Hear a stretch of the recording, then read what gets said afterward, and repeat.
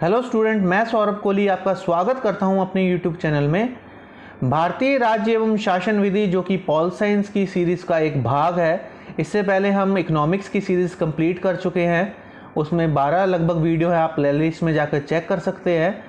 और इसके अलावा इकोनॉमिक्स के बाद हमने पॉल साइंस बना रहे हैं और इसके बाद ज्योग्राफी, फिर हिस्ट्री। तो टीजीटी एसएसटी की पूरी सीरीज़ बना रहे हैं, तो आप इससे लाभ उठा सकते हैं और अपने फ्रेंड्स के साथ शेयर कर सकते हैं। इस चैनल के साथ जुड़े रहें, इसे लाइक, शेयर एंड सब्सक्राइब करना बिल्कुल ना भूलें। इसमें जो एमसीक्यूज़ मैं आपको बताता हूँ वो काफ़ी इम्पॉर्टेंट है। वो सिर्फ DSSB, KVS, NVS, UPPCS, MPPCS सिर्फ इसी में नहीं, अलग अलग स्टेट्स में आ सकते हैं। और चुने हुए एमसीक्यूज़ हैं, यानी कि सभी एमसीक्यूज़ हैं। तो आप इस चैनल के साथ जुड़े रहें ताकि आपको इसका पूरा लाभ मिल सके।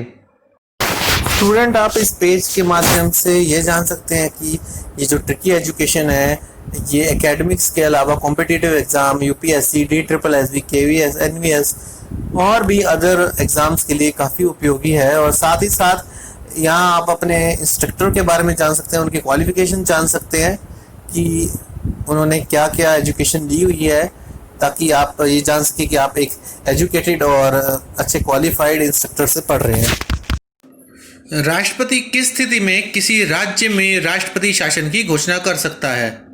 राज्य विधानमंडल की सिफारिश पर, राज्य के मुख्यमंत्री की सिफारिश पर, राज्यपाल की रिपोर्ट पर, अथवा वह स्वयं संतुष्ट हो जाए कि राज्य सरकार संविधान की व्यवस्थाओं के आधार पर नहीं चला जा सकती, या राज्य की मंत्रिपरिषद की सिफारिश पर।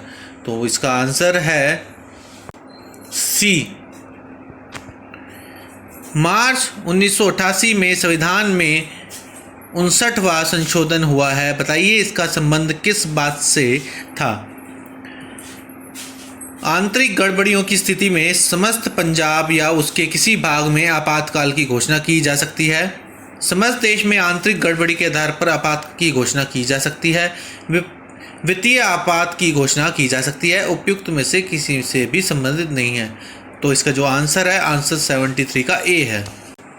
संसद ने संविधान में 61वां संशोधन किया है दिसंबर 1988 में, जिसे आधे से अधिक राज्यों की भी स्वीकृति मिल चुकी है। बताइए इसका संबंध किस बात से है? लोकसभा की सदस्यता के लिए उम्मीदवार की उम्र कम से कम 21 वर्ष होनी चाहिए। लोकसभा व विधानसभा के लिए मतदाताओं की उम्र 21 वर्ष से घटाकर 18 वर्ष की गई है। विधानसभा के सदस्यों के निर्वाचन के लिए मतदाता की उम्र 18 वर्ष की गई है, या लोकसभा के सदस्यों के निर्वाचन के लिए मतदाता की उम्र 18 वर्ष की गई है। तो जो इसका सही आंसर है वो है 74 का बी। लोकसभा व विधानसभा के लिए मतदाताओं की उम्र 21 वर्ष से घटाकर 18 वर्ष की गई। ध्यान रहे, 61वां संशोधन। अगला प्रश्न है, समवर्ती सूची में वह विषय हैं जो राष्ट्रीय महत्व के हैं, स्थानीय महत्व के हैं, अंतर्राष्ट्रीय महत्व के हैं, राष्ट्रीय व स्थानीय दोनों ही दृष्टि से महत्वपूर्ण हैं। 75 का आंसर डी। अवशिष्ट शक्तियां वह विषय हैं जो संघ सूची, राज्य सूची और समवर्ती सूची में शामिल नहीं है। बताइए भारत में अवशिष्ट शक्तियां किसके पास हैं? राष्ट्रपति के पास, संसद के पास, प्रधानमंत्री के पास, राज्य सरकारों के पास। जो इसका आंसर है वो आंसर है बी, संसद के पास। समवर्ती सूची के विषय पर केंद्र व राज्य दोनों ही कानून बना सकते हैं, परंतु दोनों में विरोध की स्थिति में वह कानून रद्द समझा जाएगा। अगला ऑप्शन है राष्ट्रपति का निर्णय अंतिम माना जाएगा। अगला ऑप्शन केंद्र का कानून मान्य होगा, राज्य का कानून मान्य होगा, या सर्वोच्च न्यायालय का निर्णय अंतिम माना जाएगा। जो इसमें जो ऑप्शन है उसमें जो सही उत्तर है वो आंसर है सी, केंद्र का कानून मान्य होगा। निम्नलिखित में से कौन सा विषय संघ सूची में शामिल नहीं है? देश की सुरक्षा, वैदेशिक मामले, डाक व तार, पुलिस व जेल, युद्ध व शांति। तो इसका सही उत्तर है 78 का डी, पुलिस व जेल। केंद्र द्वारा राज्य सरकारों पर नियंत्रण रखने का कौन सा साधन प्राप्त नहीं है? राज्य सरकार को निर्देश देना, राज्य सरकारों को संघीय कार्य सौंपना, राज्यों में राष्ट्रपति शासन लागू करना, राष्ट्रपति द्वारा राज्य के मुख्यमंत्रियों की नियुक्ति व बर्खास्तगी। अगला है राज्य को सहायता अनुदान देना। तो जो इसका सही ऑप्शन है वो है डी, राष्ट्रपति द्वारा राज्य के मुख्यमंत्रियों की नियुक्ति व बर्खास्तगी।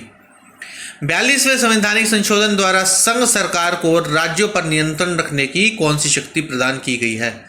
राज्य सरकारों के कार्यों को निर्देशित और नियंत्रित करना, राज्यों में राष्ट्रपति का शासन करना, राज्यों में सशस्त्र सेना व बल का प्रयोग करना, मुख्यमंत्रियों व अन्य मंत्रियों के विरुद्ध आरोपों की जांच करना। तो इसका सही उत्तर है आंसर सी, राज्य में सशस्त्र सेना या बल का प्रयोग करना। आधुनिक संघ राज्यों में एक प्रवृत्ति निरंतर बढ़ रही है, वह है संघ राज्य दुर्बल हो रहे हैं, संघ राज्यों की संख्या में वृद्धि हो रही है, संघ राज्य राष्ट्रीय राज्य बनकर एकात्मक बनते जा रहे हैं, संघ राज्यों का अस्तित्व समाप्त हो रहा है। इसमें सही ऑप्शन है आंसर सी, संघ राज्य राष्ट्रीय राज्य बनकर एकात्मक बनते जा रहे हैं।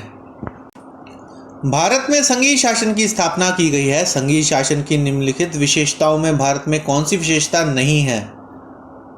उसका सही उत्तर लिखित व दुष्परिवर्तनशील संविधान, दोहरी नागरिकता या दोहरी सरकार, केंद्र व राज्यों में शक्तियों का वितरण, स्वतंत्र न्यायपालिका।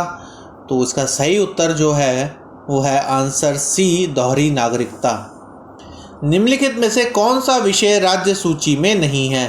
भूमि एवं राजस्व, कृषि, कानून और व्यवस्था या भारतीय नागरिकता। कौन सा विषय राज्य सूची में नहीं है? तो इसका सही उत्तर है आंसर डी, भारतीय नागरिकता। भारतीय संविधान में एक वित्तीय आयोग की स्थापना का प्रावधान है, उसके सदस्यों की नियुक्ति कौन करता है? भारत का राष्ट्रपति या उपराष्ट्रपति, नियंत्रक व महालेखा परीक्षक, मुख्य न्यायाधीश। तो इसका जो सही उत्तर है वो आंसर है ए, भारत का राष्ट्रपति। भारत में वर्तमान समय में कितने राज्य व केंद्र शासित क्षेत्र हैं?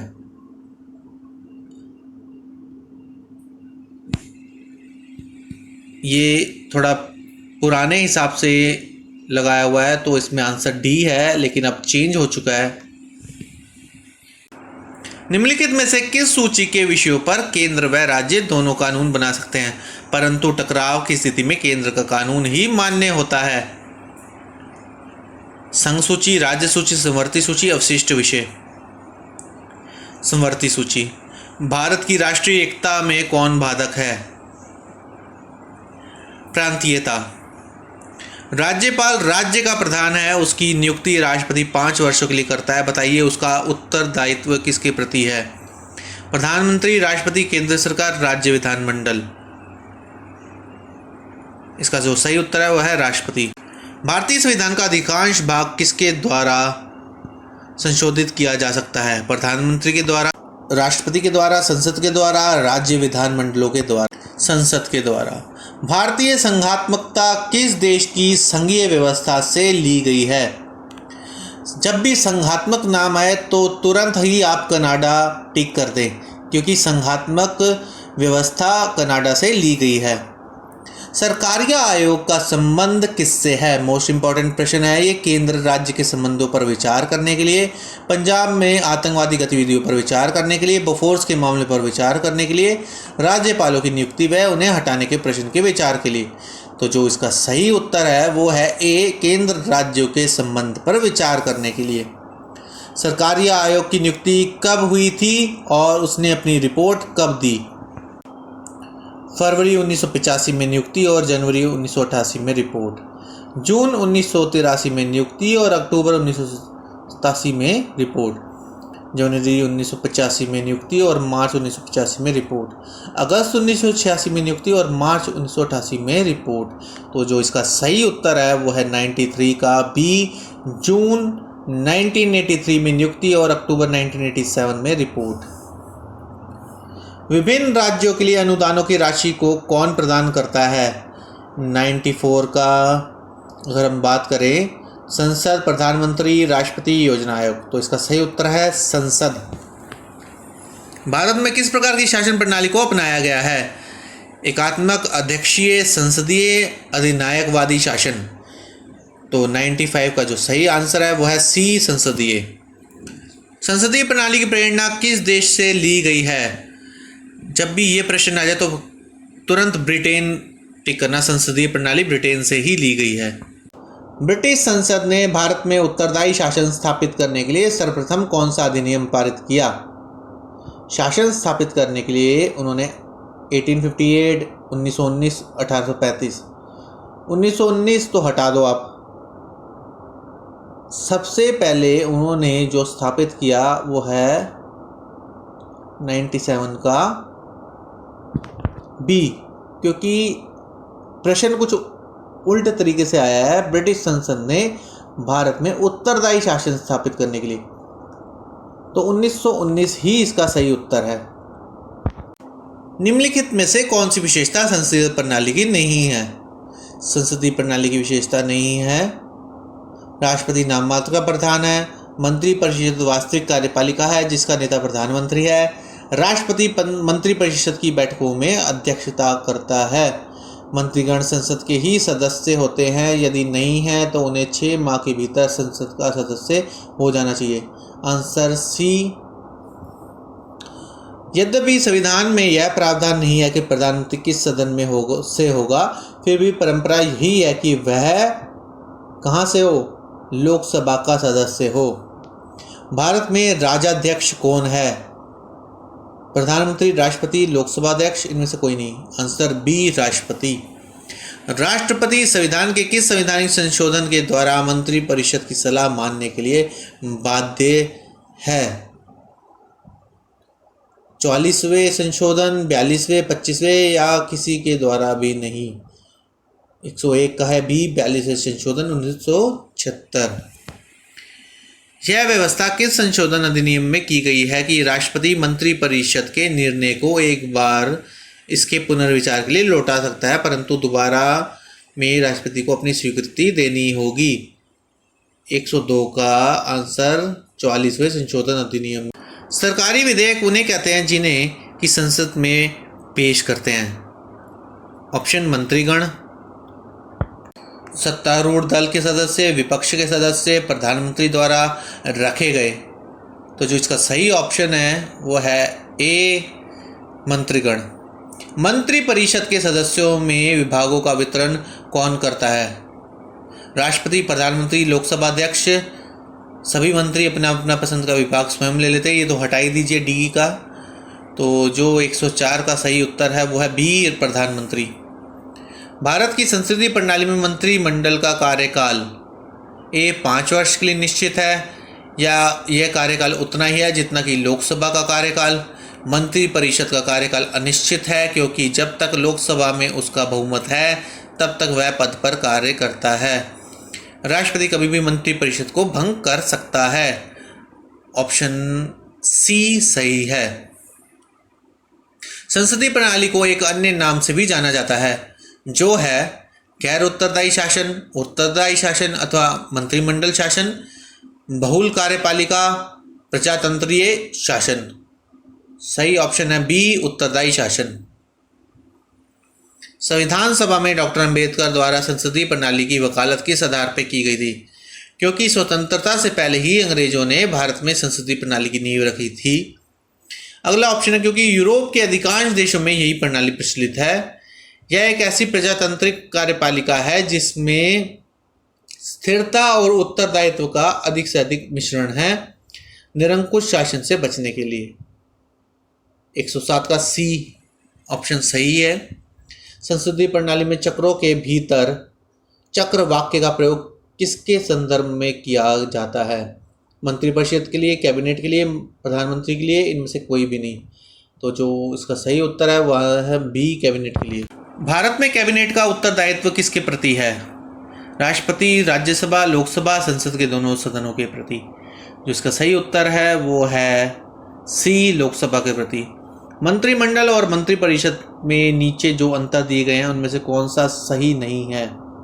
मंत्रिमंडल में केवल कैबिनेट स्तर के मंत्री होते हैं, जबकि मंत्रिपरिषद में 3 स्तर के मंत्री हैं। मंत्रिमंडल में सभी सदस्य मंत्रिपरिषद के सदस्य होते हैं, परंतु समस्त मंत्रिपरिषद के सदस्य मंत्रिमंडल के सदस्य नहीं हैं। प्रशासकीय नीतियों का निर्धारण व वास्तविक शासन मंत्रिमंडल ही करता है, मंत्रिपरिषद नहीं। केवल मंत्रिमंडल ही लोकसभा के प्रति उत्तरदायी है, मंत्रिपरिषद प्रधानमंत्री के प्रति उत्तरदायी है। तो जो इसका उत्तर है वो है 110 का डी। तो इस तरह हमारा ये वाला पार्ट भी ख़त्म होता है। अब अगला पार्ट आपको जल्द ही मिल जाएगा। इस सीरीज़ को ज़रूर देखें, लाइक शेयर एंड सब्सक्राइब ज़रूर करें ताकि आपको लाभ मिल सके। TGT SST इस बार ज़रूर आपका पार हो जाएगा और नोटिफिकेशन बेल को भी ज़रूर दबाएं। धन्यवाद।